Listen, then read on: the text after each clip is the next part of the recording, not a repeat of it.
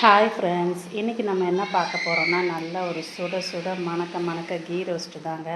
எப்போவுமே ஹோட்டலுக்கு போனால் பசங்க எல்லோரும் ghee roast, ghee masala dosa இந்த மாதிரி ஆர்டர் பண்ணுவாங்க. நான் ஆனால் அதை வாங்கவே மாட்டேங்க. ஏன்னா என்னடா இது இவ்வளோ காசு கொடுத்து இந்த ஒரு கீ ரோஸ்ட்டை வாங்கணுமா அப்படின்னு ஹோட்டலில் 150 180 சார்ஜ் பண்ணுறாங்க. வீட்டில் அதுக்கு ஒரு நெய் டப்பாவே வாங்கிடலாமே, என்னடா இவ்வளோ காசு வாங்குறாங்களேன்னு யோசிப்பேன்.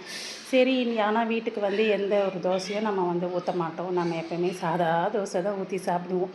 சரி, இன்றைக்கி காலையிலே என்னமோ கீ ரோஸ்ட் போடலான்னு ஒரு ஆசை வந்துருச்சு. சரின்னு ஒரு கீ ரோஸ்ட்டை போட்டுட்டு இன்றைக்கி லஞ்சுக்கு வந்து நான் வந்து பூசணிக்காய் சாம்பார் தான் வச்சுருந்தேன். சரி, அந்த பூசணிக்காய் சாம்பாரே கொஞ்சம் நம்மளோட கீ ரோஸ்ட்டுக்கு தொட்டுக்கலாம் அப்படின்னு வச்சேன். அதில் கொஞ்சம் கீ போடலான்னு இன்னும் ஒரு பேராசை வந்துருச்சு.